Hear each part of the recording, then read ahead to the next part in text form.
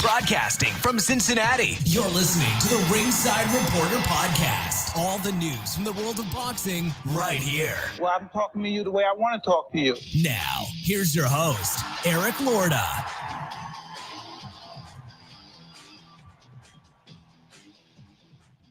And we are live. Welcome to the Ringside Reporter Show, where we talk about the latest boxing news. If it's related to boxing, we'll talk about it here. My name is Eric Lorta, and I'm here with my co-host, Joe Habib, and we got a great show for you today. If you want to call and ask questions, you can call in 323-870-3857. And let's get started with it. DAZN, Regis Prograis versus Jack Catterall. Jack Catterall wins a unanimous decision over Prograis by the score of 117-108, 116-109, and 116-109. I got to admit, I had it much closer than this. I had it 113-112 for Catterall. I know it's probably closer, maybe it's closer than what most people had it, but that's what I saw. Let me ask you a question. Now, I saw one guy for me, it was I think I gave him 6 of the first 7 rounds or whatever.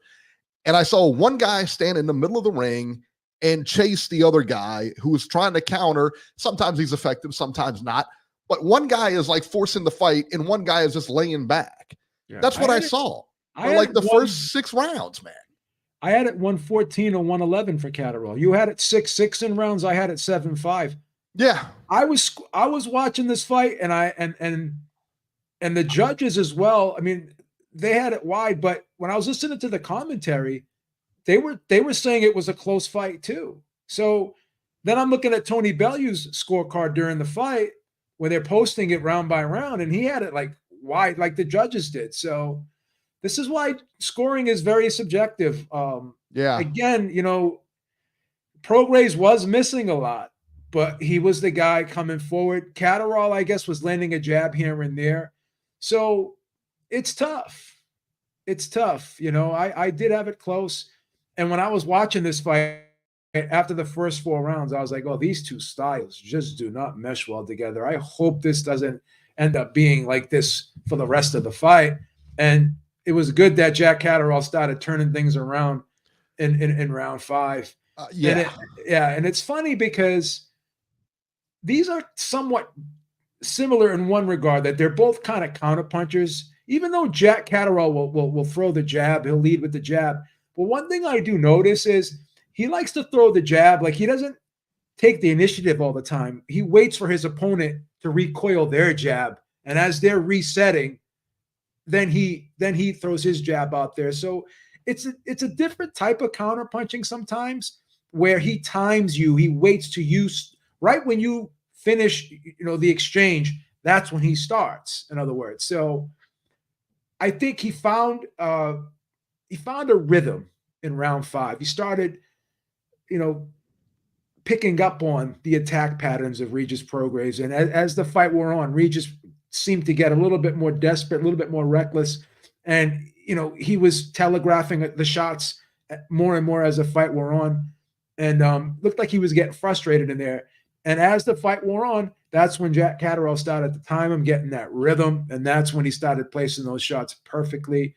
It was almost as if he said to himself, the openings are going to be there. I'm just going to be patient. I'm not going to force anything, because this guy still can punch, even though he may not be what he once was. And he's kind of a little bit on the slide based off of his last couple of fights. With all that being said, the last thing to go is the punch. Mm-hmm. I'm not going to gamble on that. So, he was very methodical here. And, I was getting frustrated too, because it was after that round when he knocked him down twice, even then he kind of was lay off, Yeah, he was still very reserved in there and didn't really step on the gas. I thought, and who am I? I'm not a fighter, but I thought he would have jumped right on him.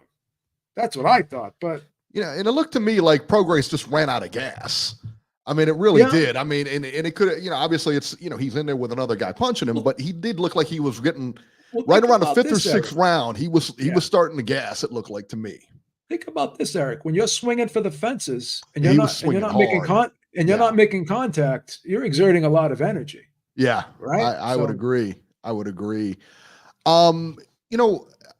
About like this, that first knockdown that Prograis had, on Catterall. It looked like a glove. It didn't look like it didn't look like anything major, but it still was a 10-8 round. I gave it a 10-8 round. And again, it was still like Catterall, like still did not do much. And that's what I couldn't, and there was a lot of talk about Tio afterwards, Teofimo Lopez. And I just can't help but think that Tio is going to walk right through that guy. No, I'll tell you why, Eric. So. I'll tell you why. This is a horrible style matchup for Tio because Tio hates being the aggressor. And Jack Catterall will lie back. Yeah. And he'll force Tio to come forward. And Tio is not good when he's coming forward. He likes guys coming, even in the Lomachenko fight when he was keeping the fight at range and he was using the jab well. Lomachenko is an in and out ambush fighter. So he's popping in and out, popping in. So he's meeting you halfway there in the middle of the ring. We got Catterall who's just going to be like laying back like this. Yeah. And Tio's and he's tall and long. And so he'll be like basically trying to measure him, like picking and prodding from the outside, just kind of tapping here, tapping there. And he's not going to step all the way in where Tio's going to have to be the aggressor. And when Tio's like that, it was this.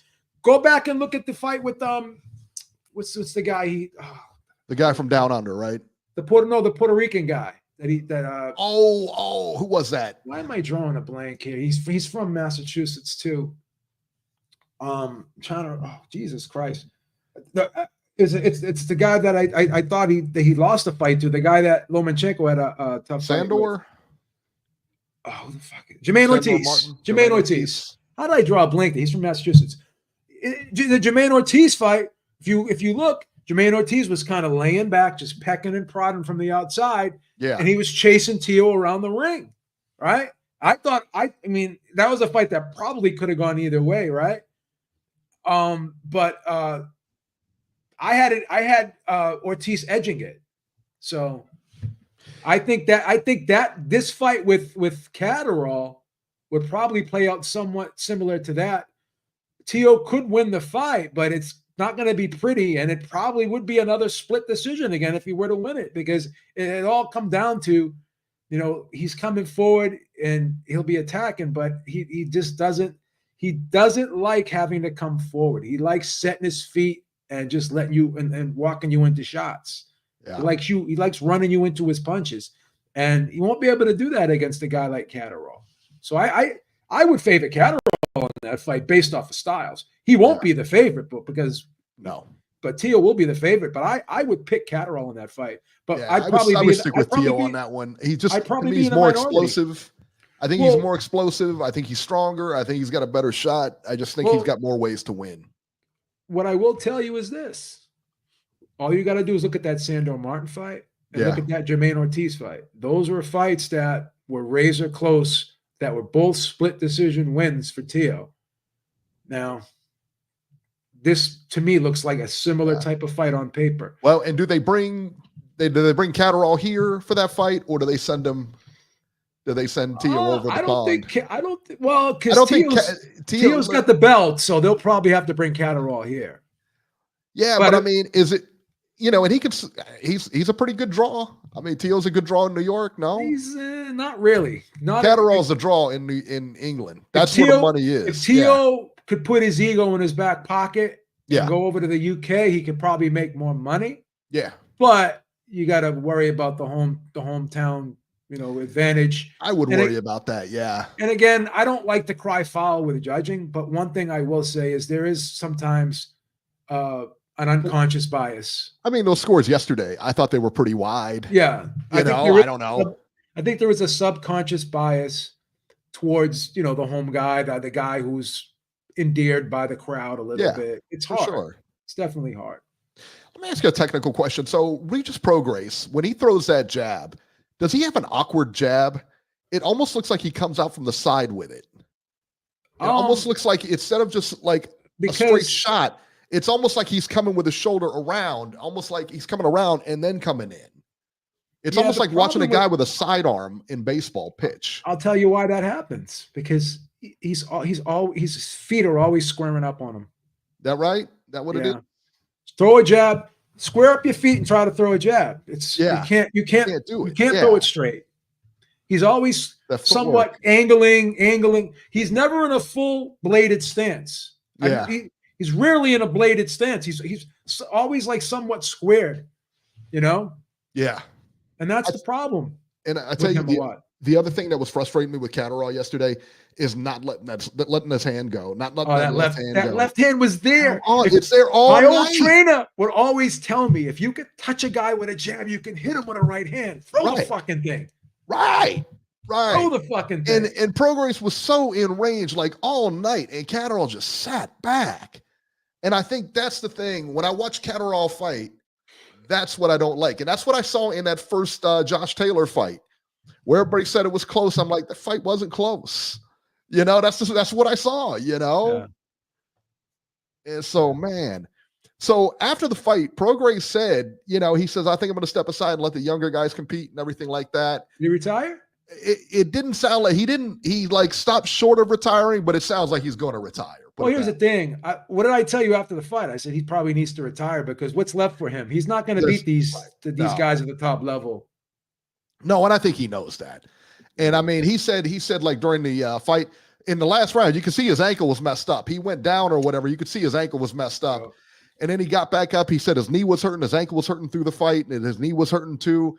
And he said, you know, and it's not because, you know, I didn't train. He says, I'm getting older. You know, he is old. You know, it's like 36. He'd be 36 soon. Yeah. He said, I'm just getting older. And that's, you know, you put, you know, and there's a difference between exercise and what these in training, like what these guys do to go in there and like professional training, like for football and everything like that. That takes a toll. You know, that puts you in good shape, but that also takes a toll on your body. Yeah. You know, and he's been doing this for a number of years and everything like that. So I get it, man. And at 36, that's pretty old in the ring, you know. That is pretty old. And he's slowing down too. He's missing punches by a mile now. His timing just isn't there anymore. So what is this? Chris Mannix got Sienna, who cares? Estrada and retired her. Dude is a nerd. Yeah, she retired. I heard she retired or something like that. I ain't calling anyone a nerd who got a cute girl like that. She's very pretty. Yeah, she can make some money on OnlyFans, right? Please, Eric.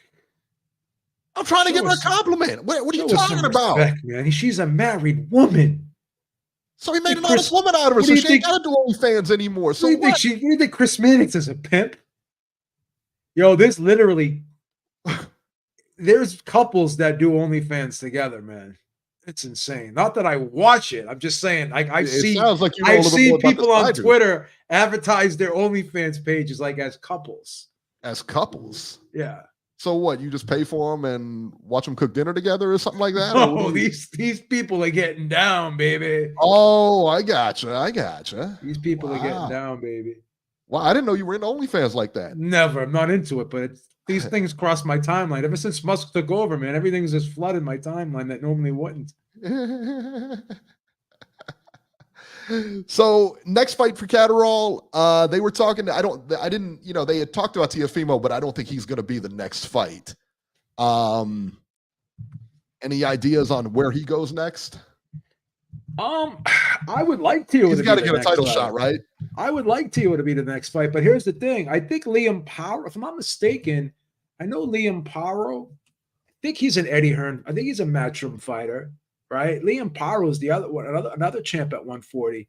He's actually my guy at 140. I like him. I think he's really good. The Australian guy, Liam Paro, that guy that beat Subro Matias. So that's a probably more on paper for me, style-wise. That's a more difficult fight for Catterall. That I would probably favor Paro in that fight, but yeah, I like the Teo fight for him style-wise. I really do. Yeah. Regis, one of my favorite fighters, cool dude inside and outside the ring. Show some respect. Yeah. I'll tell you what, he showed a lot of class after that fight yesterday. He really did. Yeah, he really did. He got his he really showed a lot of class. And you don't see that often. You don't see that kind of sportsmanship anymore and everything like that. So that was really good. Yeah. Beeb got his PhD from Hustlers University. Look at that. Congratulations on that, buddy. Omar Rodriguez just made a good fight in the chat. Catterall versus Sandor Martin. I like that one. Yeah, I think It he does, needs it. but again, that's a He's horrible title style. shot. I think That's it's a title. I think he's got to have Yeah, like he a needs a title title shot shot. next, man. And yeah. But Sando Martin and Catterall, those two styles wouldn't probably mesh well. But I'm thinking in terms of significance, that would be like a good. Catterall style doesn't mesh well like with a lot of people. You know, you imagine like Catterall and Haney fighting. So the situation with Matthias, Jason Payne asks in the chat. So it's crazy because the deal he had with Matchroom was if he lost, then Eddie didn't have to guarantee him a fight. Like then he becomes a free agent if he lost. In other words, I think it was a 3-fight deal pending upon him winning all the fights. Yeah. It's kind of a shit deal. That's kind of a shit horrible deal. But he signed it. So yeah, it's a horrible deal. So you're not protected. I don't know why he signed that, but probably because that's the only deal he could have got. I wonder, know. Maybe the upside. So better off going to Don King, Maybe the upside was there if like say he won all the fights, like that maybe the money that was presented to him on the table, if he won the fights was substantial. So you gotta know that if you're not the promoter's fight, and you sign a deal like that with a promoter where you have to win, he's going to throw everything in the kitchen sink at you to get you out of there. Hey, listen, he was heavily favored to beat Liam Paro, and the fight was in Puerto Rico too. Like it was a homecoming fight, so yeah, we'll see. Kind of a weird situation. I agree with you. I mean, if I'm a manager, I get in these arguments with people all the time. The manager knows. The manager knows what's going on. Who are you? Bro, I had someone in boxing tell me this a long time ago. Someone told me this a long time ago. Someone in boxing, he goes, just because you're in the business doesn't mean you know the business. You know what I'm saying? There's guys that make bad decisions in all walks of life. Just because you're doing it doesn't mean you're good at it or that you don't make mistakes. Yeah. So that's it. Yeah. How many times do we see that? You know what I mean? Like how many times do we see that with matchmaking? How many times do we see that with, Let's look at what's his name there.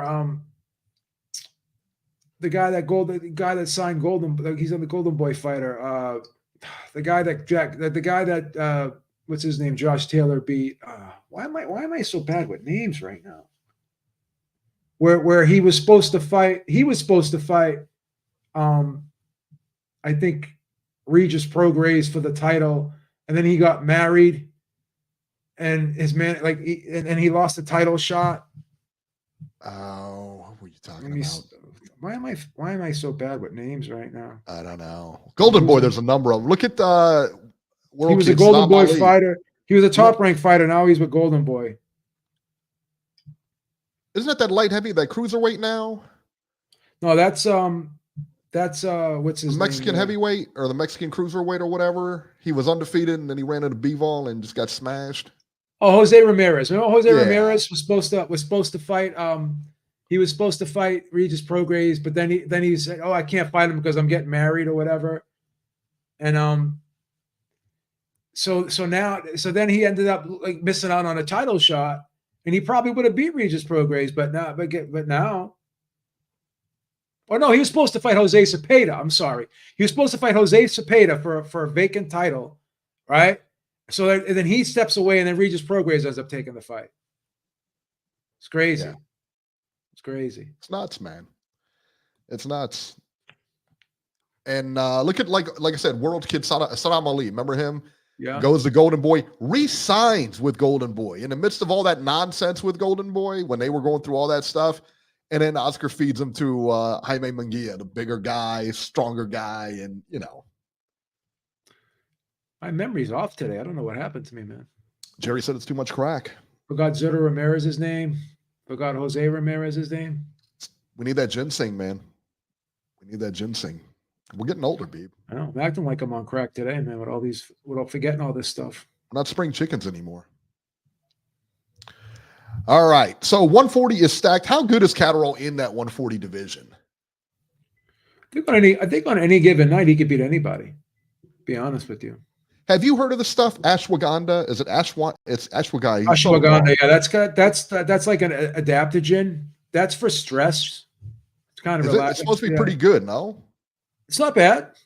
It's not bad. I took it before, but I kind of felt a little weird. Certain herbs I can take. I like other ones. I like ginseng, but it kind of makes my heart pump a little bit too fast. I get a little anxious with ginseng. But I've taken ginseng before. Ashwagandha is kind of like a stress type thing, but I kind of feel weird on that a little bit. Yeah. So there you go. There you go. All right, let's talk about the upcoming fight because that was it. That was it for this weekend. There was really nothing going on other than that fight, which was a good fight. I didn't mind it. It wasn't a bad fight. October 30th. I think this is Wednesday. I want to say this is Wednesday or Thursday. I don't know. In Puerto Rico on ESPN Plus, Juan Carlos Camacho versus Jason Mama. 10 rounds flyweights, and that'll be on ESPN Plus. November 2nd from Verona, New York. ESPN Plus, Robinson Consacao versus Oshaki Foster, 12 rounds. The rematch for Consacao's WBC junior lightweight title. Raymond Muratalla versus Jesus Perez, 10 rounds lightweights. Bryce Mills versus Mike Ohan Jr., 8 rounds junior welterweights. So there you go. And there's also a card on DAZN from Las Vegas. Floyd Schofield versus Rene Giron, 12 rounds lightweights. Beck the Bully versus David Stevens, 10 rounds super middleweights. Gabrielle Fondora versus Gabriela Celeste Alanis for the undisputed women's flyweight championship. Who cares? You're really interested in that fight, babe? Honestly, probably not crazy. I don't follow like the lightweight divisions in female boxing, but I like Gabriella. She's pretty good. That right? Yeah, you follow him, huh? You ever heard of this chick, by the way? Gabriela Fondora? No, the other one. No, I don't know the other one. Yeah, we never heard of her. Never heard of her. That's why I told you I'm not excited about the fight. I know Gabriela. That's all I said. Never heard of her. Never heard of her. Never said I was a connoisseur on this female. Does she charge a lot on OnlyFans, or what does she do? Listen, not all of them are on questions.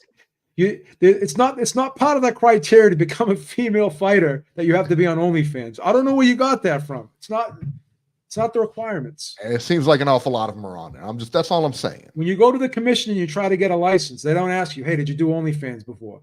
Maybe they should. Imagine you. I can imagine you if you owned the company or something, and looking to hire for a secretary. I don't see OnlyFans. I don't see OnlyFans on your resume. I ain't talking to you. All right, I don't see OnlyFans on your resume. I mean, we need girls that look the part here. They look the part here. I'm trying to hire you as a secretary. You're gonna look the part. You know what I mean? That's hilarious. Way it is. Birmingham, England on November 2nd. No TV date. Maybe it's on Sky or one of those. Liam Davies versus Shabazz Masood. 12 rounds junior lightweights. So there you go. And that's it. That's it for the action. Beeb, it's barren. Yeah. It's a barren week. We got not much going on. We got Fury in December. And, well, in the week after, the 8th and 9th, everybody will be coming down from Election Day. So you got Keyshawn Davis fighting on the 8th. The 9th, we got Jaron Ennis fighting. So that's a good card. The 15th, we got the train wreck of Mike Tyson and Jake Paul. But the 16th, we have, this is another Gilberto Ramirez versus Chris William Smith. That's that Golden Boy card that they put out for free that they made a big deal about. Would anybody really pay for that card, by the way? So, yeah. Give me a break. Nobody's paying for that card. 100%. All right, let's bring in Robert. Got Mike Tyson. Got the Mike Tyson fight coming up. I think when is that? November? Yeah, the 15th. Yeah. I like the Katie Taylor Amanda Serrano fight on the undercard. That should be a good one. You liked that fight. Be honest. That was a good scrap. I do like the fight. I'm not real crazy about Amanda Serrano, though. I don't like Amanda Serrano. I don't either. There's something about her I just don't like. Yeah, she's just kind of. I think she cries. She sits there and whines about how women's boxing doesn't get a fair shake and blah blah blah, and she just whines too much for me. Yeah, I'm not a big fan of her. No. And then she vacates the WBC title because she wants to do 12 threes, right? So then she fights a 12 rounder against a nondescript opponent with all due respect in her next fight. And after that, then she does that 1-12-3. But then after that, she goes back to fighting the 10-2s. Yeah, because she can't handle 12-3. So like, what was it all about? Like I told you, like I told everyone, that was a publicity stunt. Yeah. Santero asks, what website do we use for the boxing schedule? Just ESPN. We just go to ESPN and go to the schedule there. And that seems to be fairly reliable. Fairly reliable anyway. Robert, let's bring him on. 530. You're live. Hello, guys. Robert, what's happening? How are you? Good. What's up, Robbie? I'm doing okay. I pick up a new decade tomorrow. I'm 60, so. Nice. Happy birthday, Robbie. Congratulations. Going to Applebee's tomorrow, yeah. Mrs. Herrick, no, I'm going to order pizza, and she's baking a cake. And we're going to do the normal routine stuff around here. And of course, going to be a chick popping out of the cake. Now, I just want to let you know. I want to let you know. I want to let you know, Robbie. I want to let you know that I do know some honey dips down there that would come over your house if you're available. So I can send one of the honey dips down there. They wish you a happy birthday if you want. Rods look like Beeb. I mean, these spend a couple hours with you. Spend a couple hours. Would you like me to send a honey dip down there for your birthday or no? Yeah, you can do that, but I don't. Right, I don't believe that's going to happen. Anyway. Okay. You better take the Cialis now. You better take the Cialis now because these girls are pretty. They're ready, wild, man. Huh? Anyway, let's get on to what we're here for. Yeah. Right. I scored at 114, 111 for Catterall. Like me. Those judges, I don't know what fight they were watching. It wasn't that wide. I didn't like the scorecards, and and I think Jack is going to wind up fighting Liam Perro. But here's what I don't understand about the Liam Perro fight. He's going to be fighting Regis Prograis on December 7th. And Liam Perro is from Australia. Do you have any idea where they're putting that fight? This doesn't make sense to me. They're sticking that fight in Puerto Rico. Why would you put an American and an Australian in Puerto Rico? Eddie Hearn, can I ask you? Won the title. Robbie, can I ask you a question? I'm going to give him a homecoming fight. Yeah. Robbie, can I ask you a question? Because I don't want to mention the guy's name, but he's always like saying things like this about where the fights are and this and that. But you're going to be watching it on television. You're not going to go down there. What do you care where the fight is? I don't care if the fight's in my cellar. As long as I can watch the goddamn thing, I'm going to watch it. Who cares where the fight is? You're not financially vested in this thing. But Joe, here's my point. Why would a promoter go on TV and promise his new champion you're going to get a homecoming fight for your first title defense, and then when the fight is scheduled, by the way, you're going to Puerto Rico? Are you related to the guy? What difference does it make? Eric, do you understand where I'm coming from here? I mean, I do. I understand what you're saying, but I don't care. Wow, that's just rough, babe. Ohio runs boxing. Ohio runs. Hang on, Robert. Hang on. Ohio runs boxing. Thank you so much. We haven't heard from him in a long, long time. So, man, it's good to see you back here, brother. Robert, we have a question from you from the chat from boxing. Thank you so much. He said, Robbie, he's an undecided voter. Who should he vote for? Kamala or Trump? Robert, who should he vote for? In my opinion, if you want the country to be normal, you need to vote for Donald Trump. Really? If you want it to be normal? Yeah. I've already. Yeah, you want it to be normal. Kamala Harris is going to do a terrible job as president of the United States, and I can say that because I've already voted. I've already turned in my vote. All right, I've already voted for Donald Trump, and I've already voted. All right. I took advantage of early voting. I did too. Did Mrs. Herrick vote? Hopefully, Miss Herrick canceled you out. We both voted for Trump. He got in trouble. Did you hear him? She was like, "Why are you telling everybody?" It's a secret ballot, Robert. What are you doing? Mrs. Herrick, well, we need to do this for poll purposes. Poll. We need to We're know. polling. We're Yeah, just doing tell them we're polls polling. here. Yeah, we're polling. Let's face it, folks. Let's face it, folks. If you want to look at the real picture, we had a terrible choice at this election, whether it was Joe Biden or Harris, or Trump, because of all the shenanigans that Donald Trump pulled after he lost the first time in 2020. I mean, Yeah. I was very disgusted with his behavior, especially on January 6th. But you voted for him again. You know, I mean that. I don't get it. That's If he wins again, he's got to leave in 4 years. You can only do 8. You can only do 2 terms. He ain't leaving. Trust me, he ain't fucking leaving in 4 years. I'll tell you that. He'll be gone. Yeah. Yeah. No, if he wins legally, he'll have to be gone because that'll be his second term, Eric. Yeah, it's a second term. He's not staying. All right. We'll see.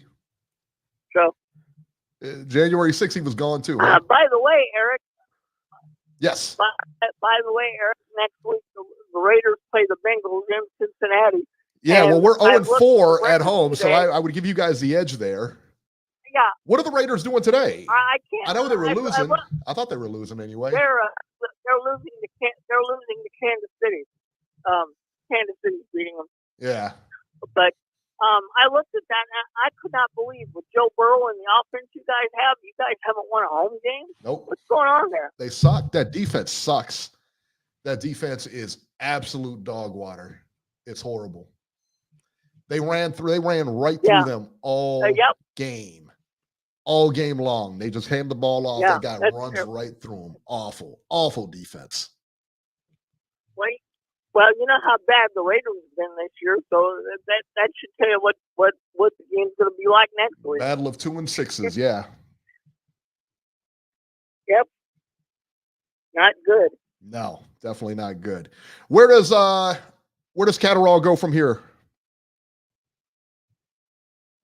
I think he winds up fighting Liam Pearl because I think so too. They're both matchroom fighters. I think so too. Because I don't think Top Rank and Eddie will get together and negotiate a fight for Lopez. Because let's face it, Lopez hasn't exactly been fair to Top Rank. They wanted him to fight on the September 27th card at Madison Square Garden, and he told Bob Arum, "No, I'm taking the rest of the year off."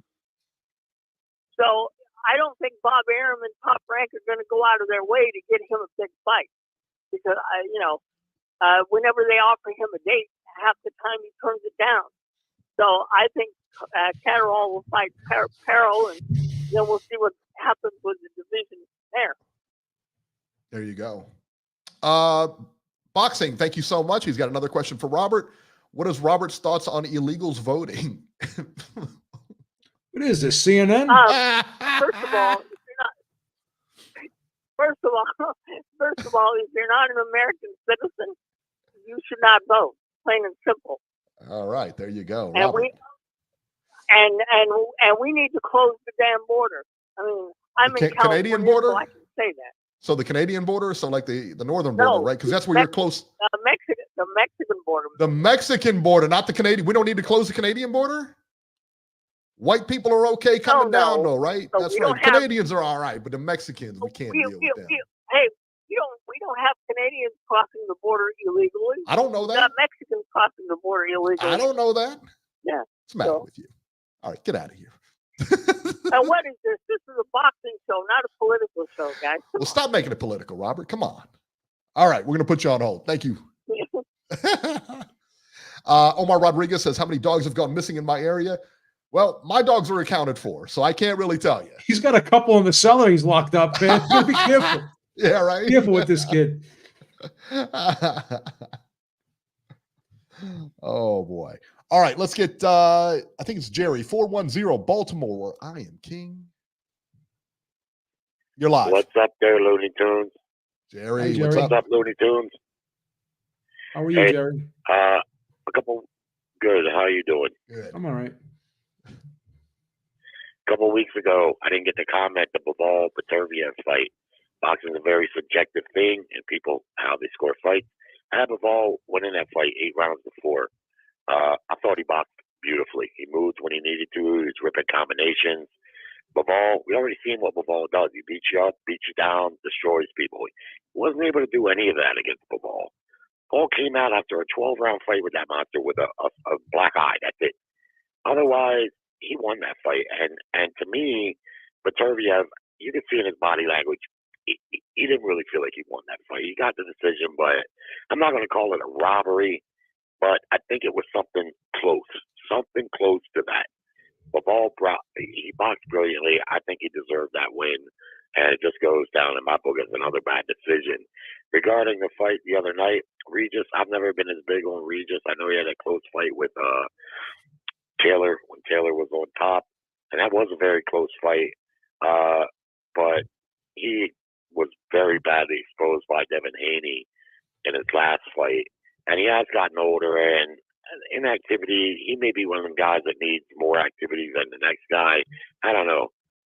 They're both solid fighters, Catterall and Progais. I had Catterall winning that fight 116, 111. And then lastly, Amanda Serrano. She's a top representative of female boxing. She's going to be the one and needs to be the one to speak out for higher wages and be an advocate for women's boxing. Unlike the GWOAT, who's an advocate for the GWOAT. She doesn't do anything to try to advocate for the betterment of female boxing. She just advocates for herself. And Serrano, a couple fights ago, fought a 12-round fight that she insisted on fighting. She got stripped by the WBC because the WBC simply would not allow her to fight a 12-round fight. But she did it anyway and got stripped because of it. Get this through your thick heads. The women fighters don't decide if the fights are 10 or 12 rounds. They're not in charge of that. Most of them want that. I've never heard one of them say they didn't want that. Then fight That's what for they it. Want. They can't. I'm sure it would be did you easy not enough. Hear what I just said? I when hear what she you say, fought a but what you say 12-round goes fight, in she one got ear and out stripped the of other. the world title. So what? She got stripped of the world title. So what? So what? So what? It's easy for you to sit there and say, so what? Yeah, the titles are what define the fighters and what get them the money. Yeah. That was a So your argument. So your argument is they can't. So if your all argument- these women banded together, okay, so listen to me. If They all these don't women decide. banded together, I'll say it again. If all these women banded together, went to a commission and said, this is what we want. We want this. It wouldn't happen. Stop. So I guess That's what you're pie in the sky, Jerry, bro. you trying Pie to in the sky. Jerry, How is that Jerry, pie in the They do not decide. Jerry. Are you So if guys, okay, so if all the boxers went there and said they wanted 15-round fights back, nobody's going to do anything about it. Stop it. You think Stop. that would happen? Jerry, is your point? That would happen? Jerry, is your point that they won't become champions if they demand fighting 312s? Because only the WBC forces that, because the other sanctioning bodies don't care if you fight 312s, like the WBA and the IBF. Yeah, well, how do you know that? How do you know that? Because they didn't strip her. That? Because they didn't strip her. She still has those titles after she fought the 12. They didn't strip her, Serrano. They allowed her to fight. What titles did she have beyond the WBC belt? She was undisputed, Jerry. So they allowed her. They do not decide. Are you going to sign the contracts? They are the ones that decide. They sign the contracts, Jerry. How are they not the one? If she fought a 12-round fight, how does she not decide? If the boxer doesn't sign the contract, then the fight doesn't happen. The boxer has to agree to the fight. If they ask for 12 threes, they have to abide by the commission rules. Yeah, the commission. If you get permission by the commission, they'll approve it. So, in other words, what you're saying is the reason female fighters don't get to fight 12-round fights is because A, they don't want to, and B, they get to decide. Can I explain to you? Eric and I have interviewed female boxers before. You know what they've told us why they won't do it? They said we want more money to do it. Because you haven't. Don't sit there and lie. Don't sit there and make up some embellishment, bro. I will definitely show you interviews. You can go to my channel. Go to my channel. What did that girl say, Eric? Christina Hammer. Christina Hammer said it to us. Getting paid. Christina Hammer said it to us. She's not getting paid.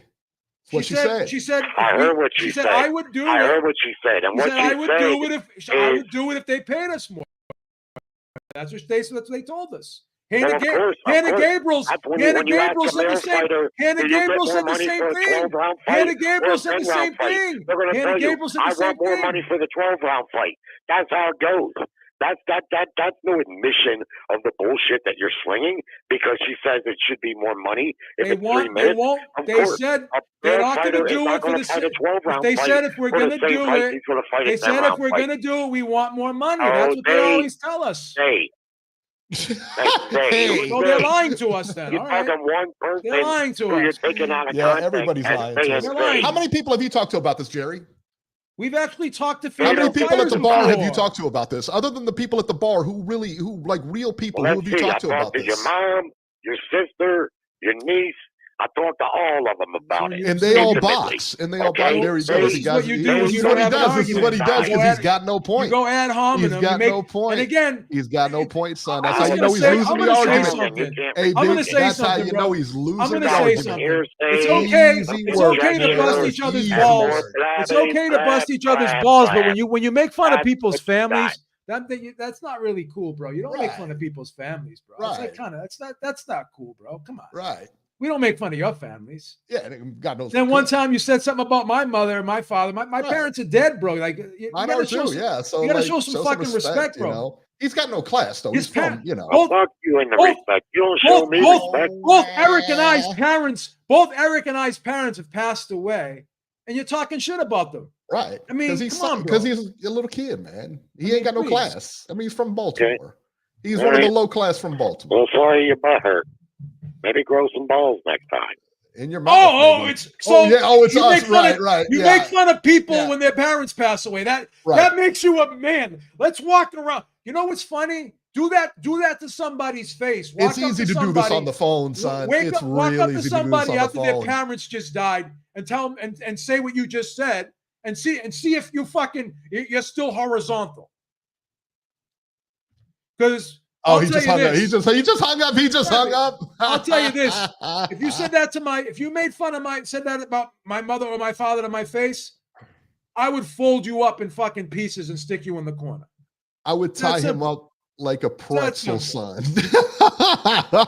Both of us have lost our parents, and he's making fun of our parents. Right. Yeah, that's it. Come on, bro. Omar hit it right on the head. Jerry, the keyboard gangster. Like I said, man, this is what's wrong in society now. I really believe this is that you think you could talk to anybody any kind of way.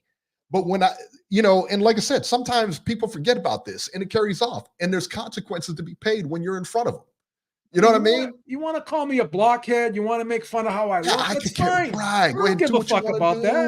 I still get the honey dips. It don't matter to me. Right. Jerry's a real tough guy. You're making fun of his family, bro. Like he's got. I mean, bro, that's like it's stupid, bro. You can't be that much of a. You can't be that much of a fucking scumbag, bro. Right. And how old is that guy? I mean, realistically, how old is that guy and how good a shape is he in? We've literally had women on here tell us that we would do the 312s, the 12 3-minute rounds if they paid us more. That's it. They've said it to us. And they said they don't want to because they're not going to get paid more. Why should we get it? If we're not going to get, why would they? And you know what?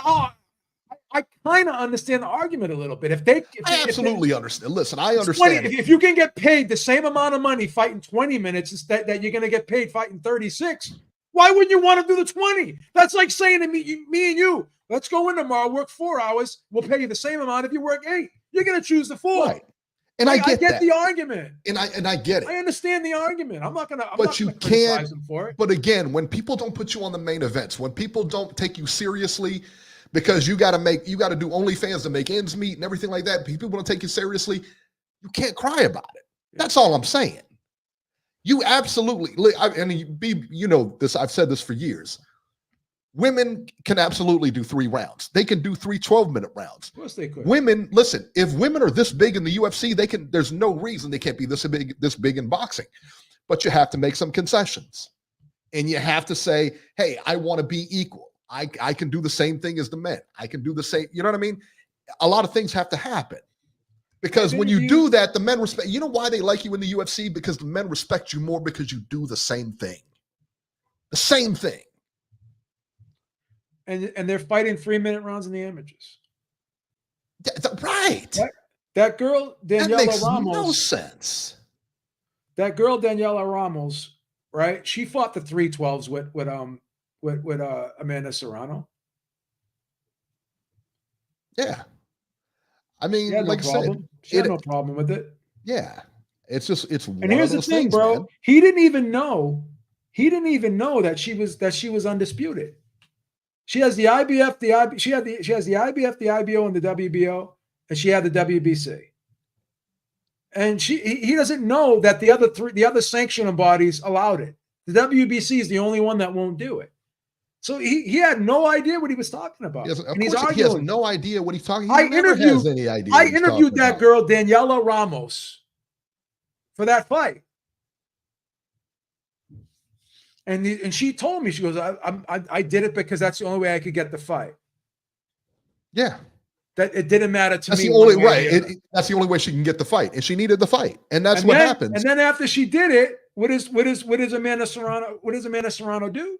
She goes back and fights a 10-round 2 minutes. Yeah. So again, did Beeb ask her out after? Who did you? It was a Hammer you tried to ask out, wasn't it? I was literally trying to. You were trying to ask out. I remember that was the best. There's another girl I interviewed, right? And I asked her a question. Hammer was so hot though. Hammer, there was another girl. Gorgeous. What the fuck is this girl? There's another girl. She's on Twitter. She's a boxer, but she fought for a title a couple of times, but Hammer's lost. Classy too. And I asked this girl. I said, "Yeah, I said something to her, and she goes, "Yeah, well, you gotta ask my husband first." You know what I'm saying? I was hitting on her, and she's like, "You gotta ask my husband first." She picked up on it. Yeah, she's just hilarious. Hannah Gabriel is beautiful too. Have you seen? Yeah, she is. She's really pretty. She really is. I think I would just like to see him get serious about boxing. I would, Now, would that make a difference on whether I like it or not? Probably not. I don't know. Women's boxing, there's something about it I don't like it. They just don't. To me, they're a lot more skilled. Don't get me wrong. They're a lot more skilled than they were when Christy Martin was fighting. Okay, back in like the early '90s and stuff like that. Way more skilled. Listen, but it's just not entertaining to me. I follow Tasha Jonas, Katie Taylor. I'm not a huge Amanda Serrano fan, but I watch her fights. Alicia Baumgardner. I watch a few of them. I'm not so like I sit there and watch them all the time. Yeah. Yeah, there's a couple, like I said, there's a couple you can name, but yeah. Terry Harper is another one I like. Yeah. She's pretty good. There it is. All right, let's get to the news and rumors here. This one, okay, so Beeb, this one kind of baffles me here. So Bob Arum says that Bivol Better Beef 2 could happen in October of 2025. I'll tell you why. This is a quote from quote from Bob Arum anyway. Turkey's a guy who loves boxing. He wants to see a rematch, and I think the public would love to see a rematch. I would like to see one. But again, because of Riyadh season ends in February, the earliest date for a rematch would be October. And this is what Arum told Dan Rafael. So both of these guys got to take a fight in the interim, no? Well, that's what I'm saying. That the plan was for them to take a fight in the interim and then have the rematch in Riyadh season. I mean, I would rather them not do that because I hate these in between fights because sometimes there's a hiccup, someone gets injured. And if it was such a close fight, to me, it's such a close fight. Let's just have it again. But see, here's the thing, man. Why does it have to be in Riyadh season? Why can't Turki Al-Sheikh still do it? Right. And I guess for the money he's going to put up for the fight, I think he thinks it's more financially beneficial to him if he does it during Riyadh season. I don't know. What is Riyadh season? Is it an actual festival or something like that? Or is it just like something in Arabic culture? Is it okay? So it is something in Arabic culture. It's not like something they made up or something like that. Not like like it made up for the boxing or made up for sports or something like that. No, Okay. I wish I got to do some research and find out what it is. I don't know what it is, you know. It's a series of entertainment, cultural and sporting events held in Saudi Arabia, the capital Riyadh. The event was introduced in 2019 by the General Entertainment Authority. So I guess they just started it in 2019. So it's been around for about 6 years. Good enough for me. Good enough for me. Tim Zhu says he'll be back in the big fight soon. Tim Zhu, and he's a realist too. He needs to get back to reality. I think he's going to need a couple of tune-up fights before he gets back into some serious competition. Yeah, you know what I mean? He looked bad. He did not look good at all. I just think that was more. I think that was more than a mismatch. Okay, like somebody overlooked this guy and put him in there against Zhu, thinking it was going to be a quick. And we talked about it on paper and everything. It was an upset, no question. But this was more than that. This was, he did not look good. Period. Like, you watched him. He was very defensively irresponsible. He was getting hit. He wasn't throwing.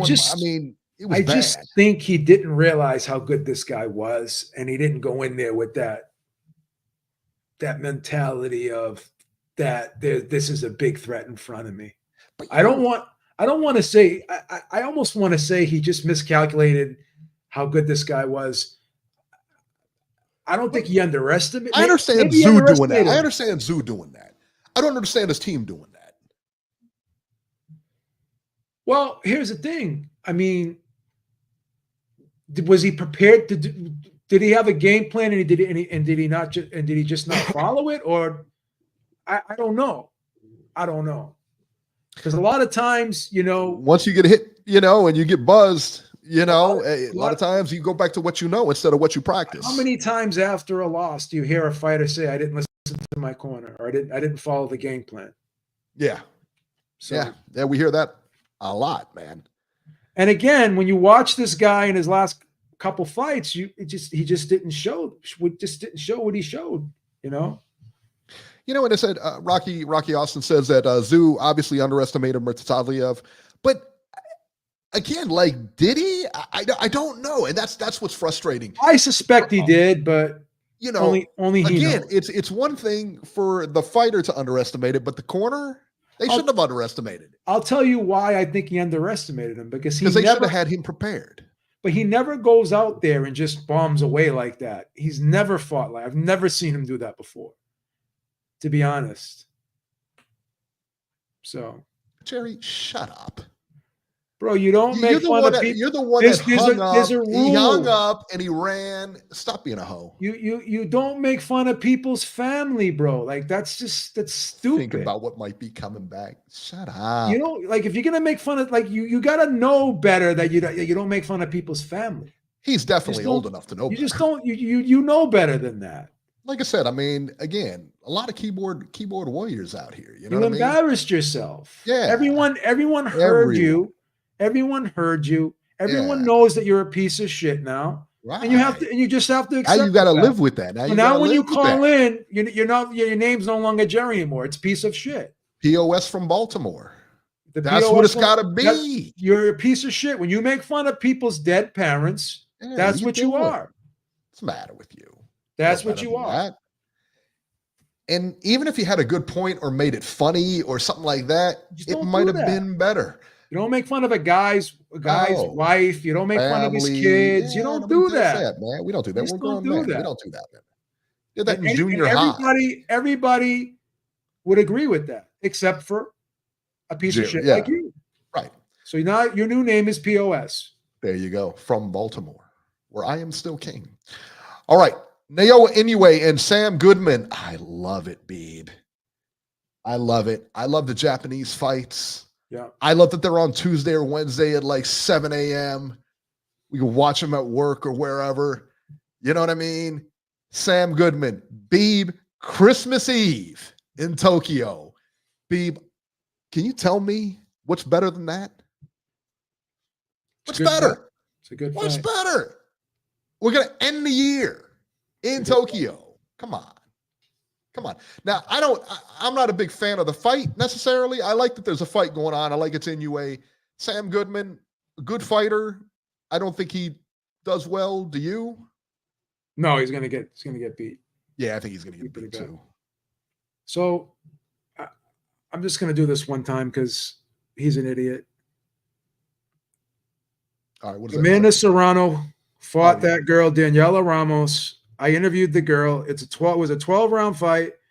IBF feather, IBO feather, WBO feather, and she was stripped of the WBC. She was undisputed at featherweight. So again, she defended 3 of her titles: IBF, IBO, and WBO. Okay, POS, it's right there. Are they lying? And it says 12 rounds, and the WBC stripped her. And then what does she do right after that? She goes back and fights a 10-2 with Steffi Morgan. Or Stevie Morgan, however you want to pronounce that person's name, with all due respect. And now Sky Nicholson has her vacant title, and Sky Nicholson wanted to fight her, and she didn't want to fight Sky Nicholson. So you were wrong. Again. I mean, and I could pull up the interviews when we interview the female fighters, but you got to. But again, why am I going to prove you wrong? Because you know you're wrong. Doesn't matter. You just want to argue for the sake of arguing. All right. POS. That's it. That's his new nickname. Fury states that Usyk was easier than anticipated. So he was asked yesterday, or asked earlier in the week, excuse me, if there was anything that surprised him about Usyk and May. Fury said on TNT Sports, quote, "Being honest, as I always am, it was actually easier than I thought it would be. I listened to Tony Bellew and I listened to AJ, and they said this guy is so hard to hit. He's the Matrix, and it wasn't like that." If it was so easy, how come he didn't win the fight? He lost the fight. He lost the fight, right? Listen, after 7 rounds, when I looked at the live odds and he was a minus 1,000, I was saying it was a little bit easier than I thought. But then the 8th came, the 9th came, and the 10th came, and the 11th came. Wasn't easy after that. I mean, you almost got knocked out. I thought you were going to get knocked out. So, I mean, he's my cousin and all, but I got to tell the truth. He's your cousin. I love the guy. He's my cousin, family, but I got to tell the truth. It did appear to be easy for 7 rounds until it wasn't. Right. After the 7th round. Yeah, that's it, man. And hey, Tyson Fury not getting any younger. So neither one of them are. You know, it's funny because I look at one guy and he looks, he looks sharper than the other guy, put it that way. I think that Usyk looks sharper in that last fight than Tyson Fury has. Tyson Fury didn't look sharp in the what's his face? Let me ask you this. Who's the guy? The fighter? Who's Francis the fighter? Francis Ngannou. Yes, thank you. Let me ask you this. Yes. After 7 rounds, what was your thought about that fight? I thought that I thought Usyk was going to get stopped. I didn't think Usyk was going to get stopped, but I thought Fury looked a lot better than he did against Ngannou, put it that way. He didn't look like the same fighter. He was beating him up in the 7th round. And I thought that Fury, again, man, I thought that maybe he just had a bad night against Ngannou. And there is maybe it was just like I said, that sometimes you have a bad night. The 12-round fight, you gave him 5 rounds. That's a close fight. Yeah, for sure. But it was a clear fight. Yeah, I had like I couldn't make the leap that Fury won that fight. I had it 6-6 in rounds, but I had Usyk because of the knockdown. I had it 114-113. I thought it was a close fight. MAW, thank you so much. He says Team Zoo's problem was overconfidence, in my opinion. Did fighting past the 4th with a head gash versus Fundora, then rushing in to make a statement versus Murtazaliev, easy for me to say, reset. Again, I don't know. I don't know. I'm going to give my opinion because everyone's saying that Fundora fight was such a tough fight and this and that. Take away the cut, And it wasn't like Tim Tszyu was wasn't taking a lot of damage in that fight. Yeah, Tszyu was walking over him. I mean, That here's was the an thing. easy fight for Tszyu. I don't think that was a tough fight in terms of damage. I mean, besides No. the cut. I mean, Fondor was the guy that had suffered a bigger injury than Tszyu did. He broke his nose. Mentally, I think the fight took the toll on him. I don't think physically it took the toll on him. He just couldn't see because the blood was in his eyes. But that being said, he did ask about that cut during the fight, or he was worried about that cut going into this fight against Murtaza Aliyev. Did the blood loss affect him physically? No, I don't know. Not, I mean, and no, I don't think it did. It think wasn't like he was going to bleed out or anything. Like they didn't get it. Yeah. You know. And the thing is, man, and doctors know this because they'll tell you this, and that you can't really tell how much blood you've lost or how much blood is there, because just a little bit of blood can make a huge mess. Yeah. You know what I mean? A little bit of blood can make a huge mess. So you can't really tell how much or how much blood or anything like that. You don't really know. Let's see here. Yeah, no excuses for Tim. Raymond Tomas says, no excuses for Tim. He got whooped, and Bakram just came off the war with Cole K. Yeah, there it is. There it is. Can't argue with it. All right, guys, that'll do it for this edition of Ringside Reporter. As always, you can catch Joe Habib on X at jhabib1. Find our YouTube channel at ringsidereporterlive.com. And you can find me on X at ringside73.